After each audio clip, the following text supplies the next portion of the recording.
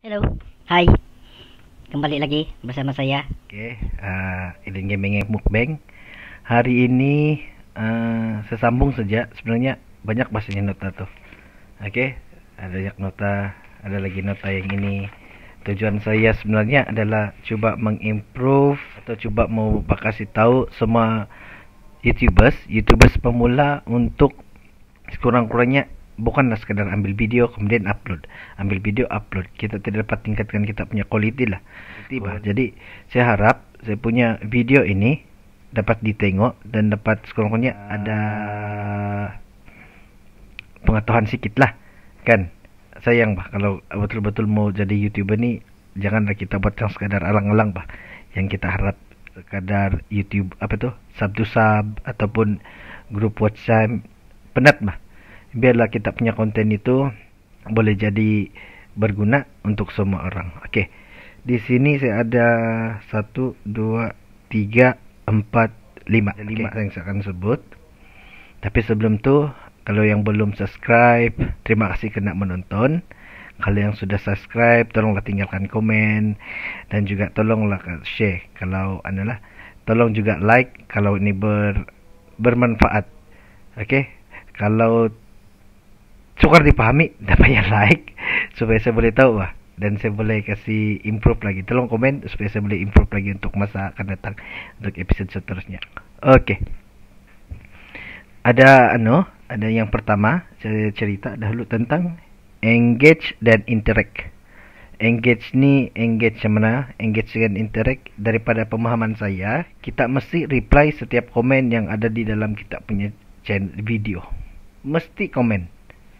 Kan, jangan sekadar like ataupun love saja, tolong jangan. Sebab kita mesti interact dengan kita punya viewers. Kurangnya kita ucap terima kasih atas sokongan, supaya orang yang akan tengok seterusnya tahu kita itu aktif.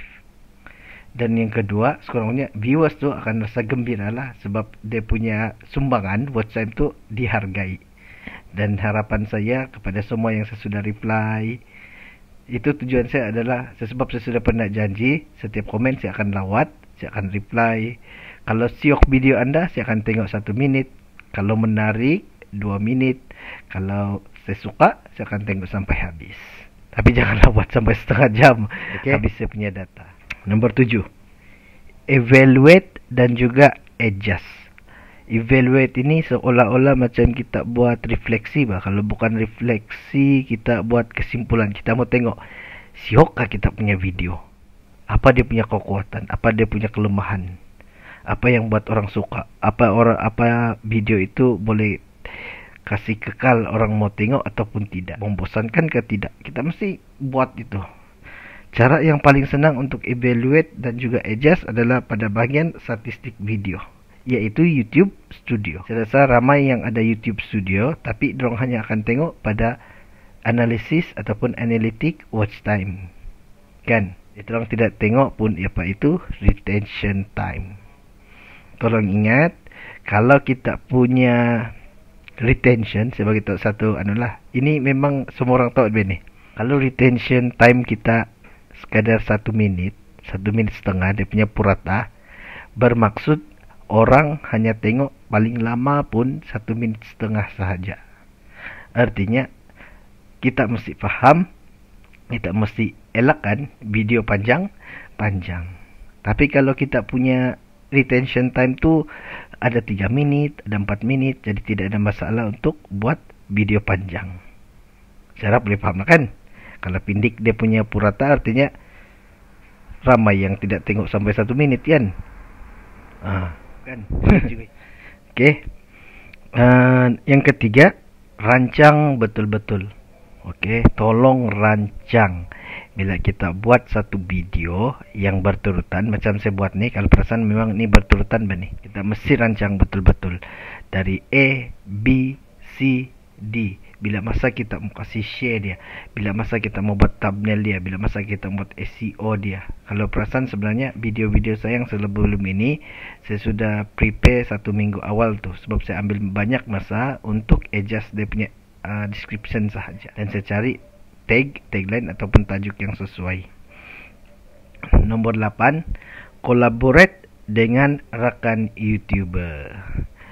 Sepanjang saya 3 bulan ni, ada tiga style lah yang saya nampak. Tiga style yang saya nampak macam mana kita collaborate dengan rakan YouTuber yang lain. Yang paling senang yang saya pesan adalah challenge. Okay, ada juga rakan-rakan saya yang buat challenge. Maksud challenge ni mesti challenge pasal makan lah. Yang first saya pernah nampak adalah makan periak. Saya pun rasa lucu juga makan periak. Begitu pahit dia makan. Dia makan begitu saja tanpa potong-potong. Lepas tu ada juga yang makan Maggi pedas.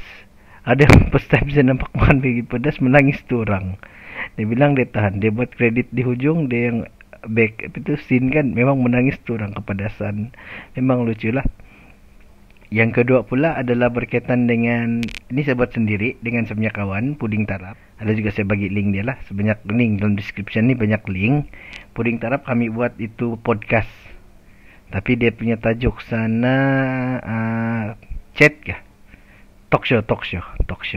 Dia soal saya jawab. Saya soal dia jawab. Kami minum kopi pula kelapa susu, sangat sedap.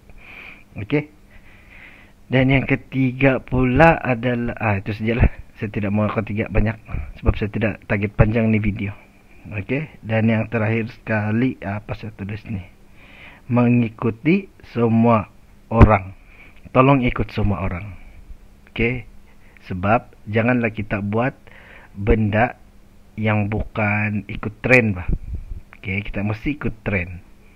Maksud saya ikut trend ni kalau musim-musim sekarang minggu ini mesti sibuk pasal yang check non challenge kan, yang mengejek semua nak Sabah tu. Sekali kita tengok punya main buruk kan, muka babun. Tapi yang sebelum itu, yang kes Bibiona ditipu oleh, yang difitnah oleh menteri tu, yang dia cakap Bibiona ini sebenarnya tidak ada exam. Banyak YouTuber buat konten pasal itu. Ada juga yang pasal banjir di Keb, yang hujan lebat tu, yang banyak banjir kan. Kalau saya tengok semua orang buat pasal banjir kan. Itu maksud saya ikut trend. Sebab itu kita perlu ikut semua.